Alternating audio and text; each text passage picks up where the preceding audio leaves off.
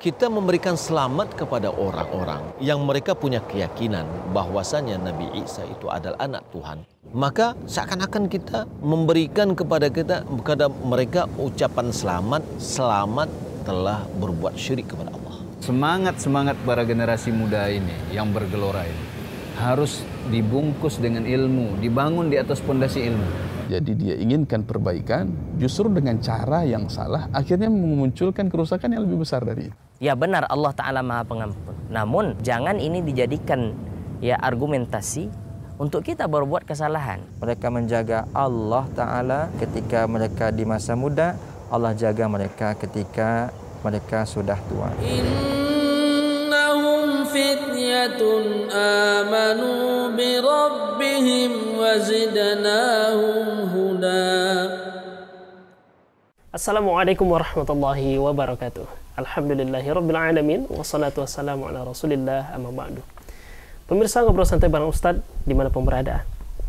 Cinta merupakan nikmat besar yang Allah titipkan dalam diri manusia yang dituntut untuk dipergunakan dengan benar. Adalah suatu kebenaran jika cinta yang kita miliki ini dipergunakan untuk sarana ubudiyah atau menyembah Allah Subhanahu wa Ta'ala. Ada satu momen yang sering dijadikan oleh generasi muda sebagai salah satu momen untuk mengungkapkan rasa cinta, yaitu adanya hari kasih sayang atau mereka sebut hari Valentine yang jatuh pada 14 Februari mendatang. Ya, ini merupakan salah satu kegiatan yang dilakukan atau digaungkan oleh kaum-kaum barat yang tidak sedikit dari generasi muda Islam juga ikut melaksanakannya.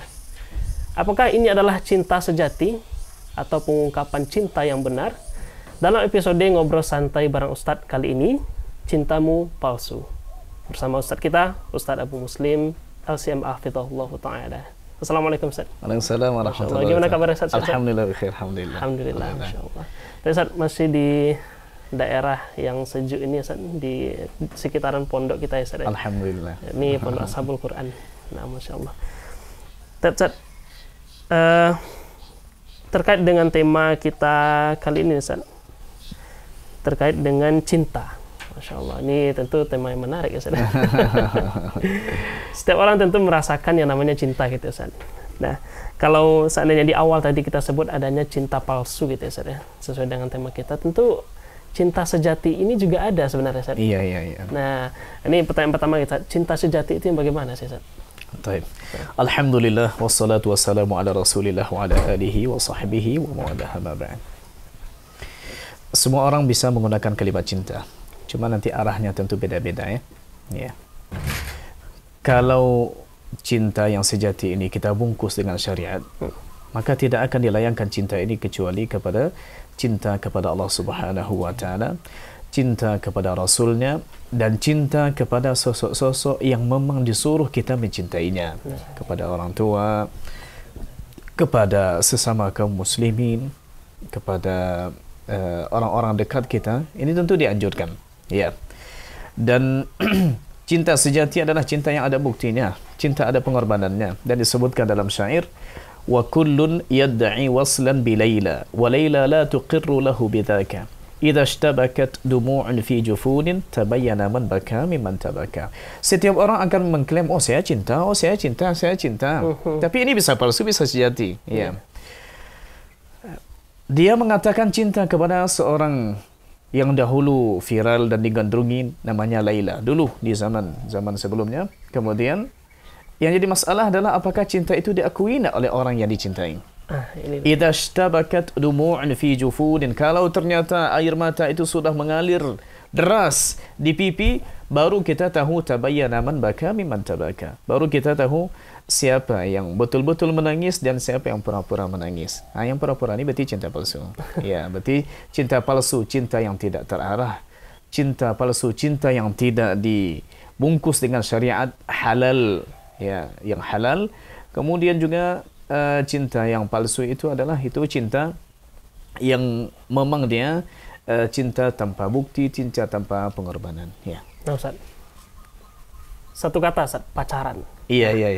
Ini sebenarnya pandangan Islam terhadap hal ini gimana Ustaz? Karena kita sebenarnya sudah lumrah mendengar hal ini, Ustaz. Adanya iya. muda-mudi yang melakukan pacaran padahal mereka belum nikah dan segala macamnya.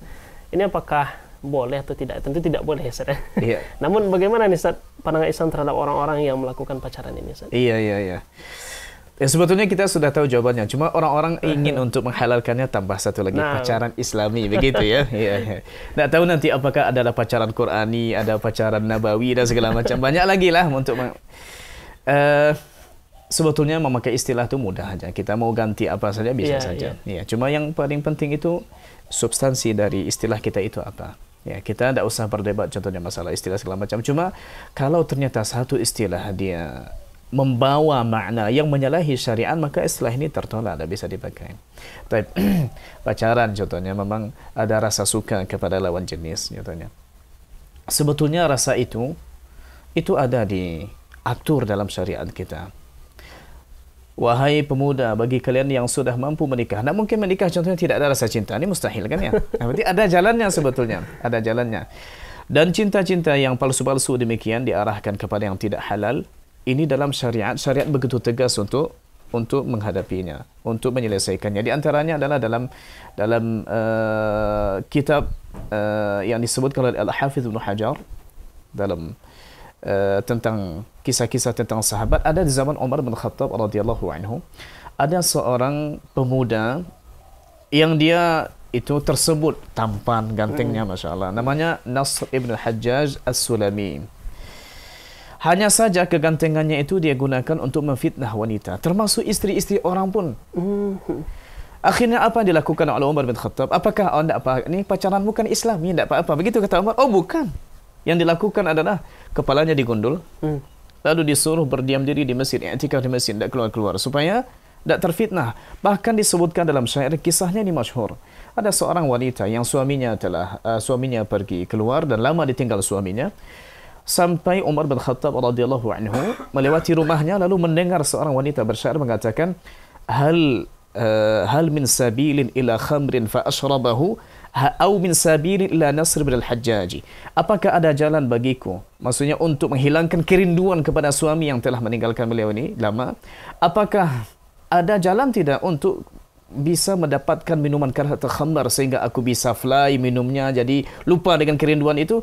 Atau adakah jalan yang lain untuk bisa sampai kepada Nasr bin al-Hajjaj? Berarti ini kan cinta gaya-gaya orang sekarang ini, maksudnya ya, yang virus jambu merah dan segala macam-macam lah ya, begitu ya. Tapi jamaah yang akan kita dapati bahwa ternyata itu tidak dibenarkan dalam syariat kita. Bahkan salah satu bentuk zina adalah zina hati. Zina hati disebutkan dalam hadis Sahih Muslim, wal qalbu yahwa wa yatamanna. Hati itu berhawa nafsu dan dia berambisi, dia berharap begini dan begitu. Tapi apakah begitu diikhlaskan dalam syariat kita? Apakah dibilang tak apa-apa pacaran Islami? Subhanallah, bahasa hadis mengatakan zina hati. Ya, kalau zina sudah jelas tidak dihalalkan. Iya. Jadi bukan pacaran tapi zina hati. Zina malah jadinya. Ya. Ustaz, sekarang kita berbicara tentang Hari Valentine itu, Ustaz. Yang sama kita ketahui bahwasanya Hari Valentine ini merupakan di sejarah dahulunya adalah tradisi dari paganisme, Ustaz. Iya, betul. Kemudian diadopsi oleh Nasrani dan kemudian sekarang menjadi hal yang biasa bagi generasi muda gitu, Ustaz. Iya. Bahkan sudah ada tanggal pastinya di 14 Februari. Iya. Nah, sebenarnya bagaimana saat kita harus menyikapi hal ini, terkhusus bagi generasi muda yang menyaksikan kita pada saat ini? Iya. Pertama dari istilah saja, ini bukan istilah kita. Ya, ini istilah non-Muslim dan kebiasaan atau tradisi-tradisi yang bukan tradisi kita itu tidak boleh diadopsi pada hakikatnya. Bahkan dalam syariat kita disebutkan dalam hadis, man tashabbaha biqaumin fahuwa minhum. Siapa yang menyerupai suatu kaum maka dia termasuk golongan mereka dalam bab ini. Ya. Kita tidak mengatakan dengan begitu berarti nanti dia tidak muslim lagi, kafir dan segala macam. Tunggulah dulu masalah itu. Yang kita inginkan adalah bab ini sampai Nabi sebutkan la tattabi'unna sanana man qablakum zira'an bi zira'in shibran bi shibrin. Sungguh kalian akan mengikuti tradisi-tradisi umat-umat sebelum kalian. Satu hasta, satu jengkal, hatta wa in dakhalu juhra dabbin la dakhaltumu. Sampai jika mereka itu masuk ke lubang biawak, kalian pun akan masuk ke dalamnya. Mana ada orang bisa masuk lubang biawak? Biawak itu tidak sebesar kita. Tapi pada hal-hal yang rasanya sudah tidak bisa dicerna baik oleh akal, ternyata hawa nafsu kita mendominasi sehingga kita ikuti juga mereka. Sudah jelas fitrah kita menolak sebetulnya. Itu tak baik. Yang demikian tak bagus. Tapi karena ya mungkin itulah dunia sekarang, itulah zaman now, itulah macam-macam istilahnya, lalu diikuti tanpa ada saringan sedikit, filter sedikit pun dari syariat kita. Maka yang seperti ini tentu menyalahi. Menyalahi secara agama dan juga menyalahi secara fitrah. Mana ada contohnya orang tua yang rela contohnya anaknya nanti dibawa malam-malam oleh bukan mahramnya lalu pulangnya jam berapa. Mana ada yang halal di hari-hari yang mereka sebut itu hari kasih sayang wal'iyazubillah, tapi itu hari membuka maksiat terbuka lebar. Iya. Bahkan wal'iyazubillah ada wal'iyazubillah bahkan disebutkan wal'iyazubillah ini. Bahkan alat-alat yang biasa digunakan untuk kabin dan segala macam, itu laris, paling laris di hari itu wal'iyazubillah. Untuk apa? Untuk apa itu semua dilakukan? Sementara syariat kita wala taqrabu zina, jangan mendekati, bukan jangan melakukan. Termasuk Ali bin Abi Thalib radhiyallahu anhu tatkala beliau bertanya kepada Nabi, aku bertanya kepada Nabi tentang pandangan tiba-tiba. Ternyata contohnya tak sengaja ternyata pandangan kita mengarah kepada wanita yang contohnya tidak halal untuk kita lihat. Lalu kata Nabi sallallahu alaihi wasallam, isrifha. Maksudnya palingkanlah pandangan demikian.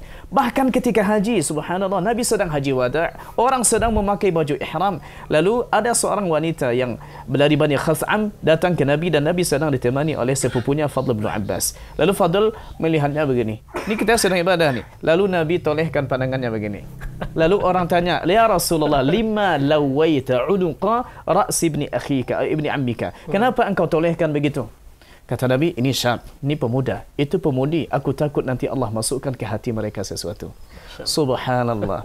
Pandangan begitu saja. Sekarang kalau boleh diibaratkan pacaran Islami, contohnya di hari Valentine dan segala macam contohnya. Ada enggak contohnya, Dek situ aja, saya situ aja. Mari sama-sama kita istighfar. Ada enggak macam itu?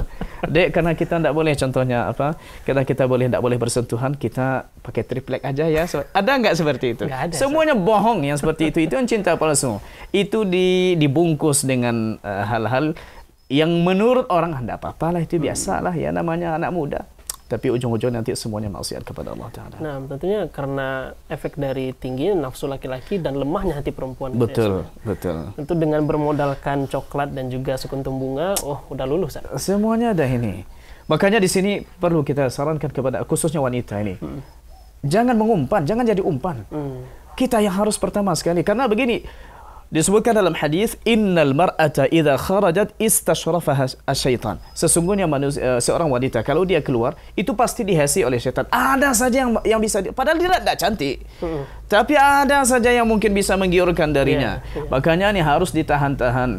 Wahai pemudi, engkau insyaallah taala tetap akan menjadi seguntum bunga yang segar kalau engkau masih di sarangmu. Kalau engkau masih di tampukmu, tapi kalau sudah dicabut begini, keluar dari sifat malunya, keluar dari koridor kewanitaannya, kita akan layu. Tak akan dihargai, setelahnya akan masuk tong sampah. Tapi tetaplah di tampukmu. Ya, jaga itu, jaga kehormatan, jaga rasa malu. Dengan begitu engkau akan dihargai. Masya Allah. Barakallahu fikum Ustaz atas semua yang telah disampaikan. Mudah-mudahan pemuda dimanapun berada yang menyaksikan ngobrol santai bareng Ustaz kali ini, jangan sampai kita meniru kebiasaan-kebiasaan dilakukan oleh orang-orang di luar Islam. Terlebih hari Valentine yang ternyata merupakan momen untuk cinta palsu ya. Iya. Masya Allah. Barakallahu fikum Ustaz, dan juga semoga bermanfaat bagi pemirsa dimanapun berada. Sampai berjumpa dalam episode selanjutnya dalam ngobrol santai bareng Ustaz. Mari kita akhiri dengan mengucapkan doa kafaratul majelis.